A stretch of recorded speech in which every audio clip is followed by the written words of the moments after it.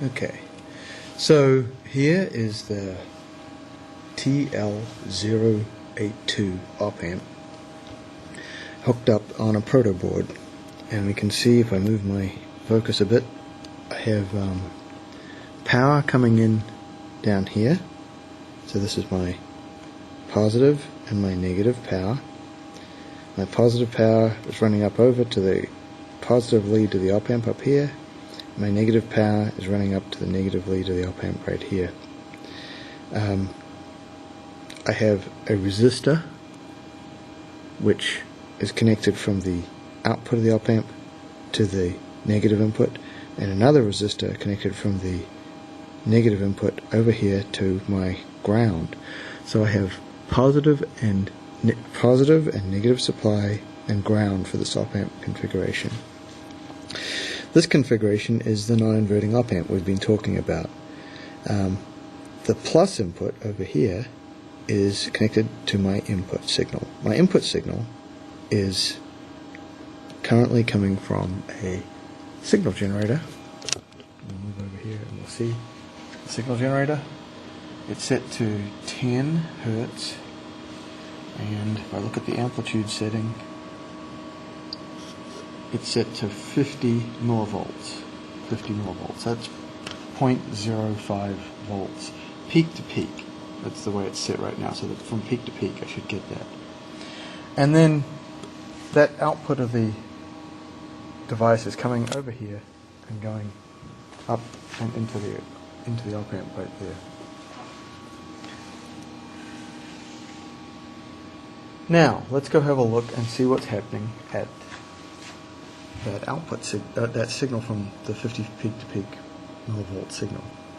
Currently I have it hooked up to the oscilloscope probe, and if we follow the oscilloscope probe back, it doesn't get everybody seasick, we can see that's hooked up to probe 1, and here we can see probe 1 is this trace here, and if we look at the amplitude that I've got the thing measuring probe 1's amplitude, it's measuring about 130 millivolts amplitude, and if you can see that very accurately here, 130 millivolts amplitude.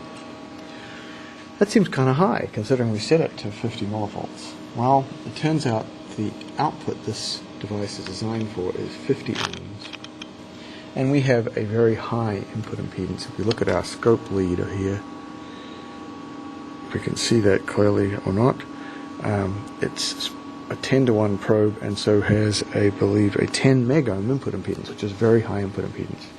And so it's a lot higher input impedance than this thing is expecting.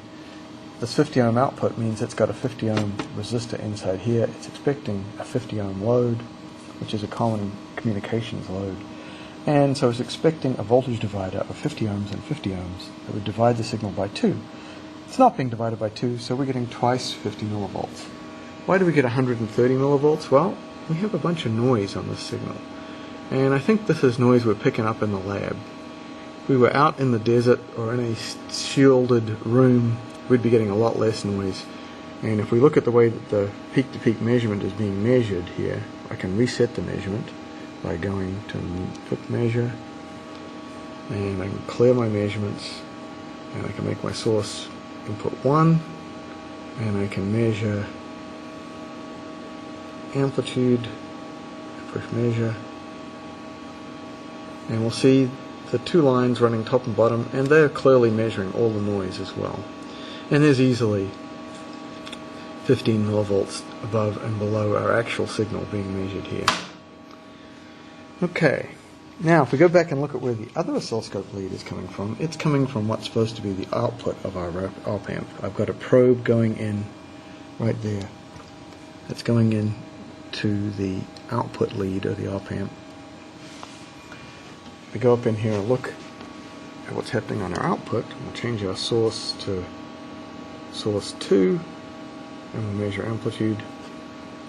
And we're picking up a little bit of noise, less noise on the output here. It's a bigger signal, and it says here 963 millivolts, or nearly a volt.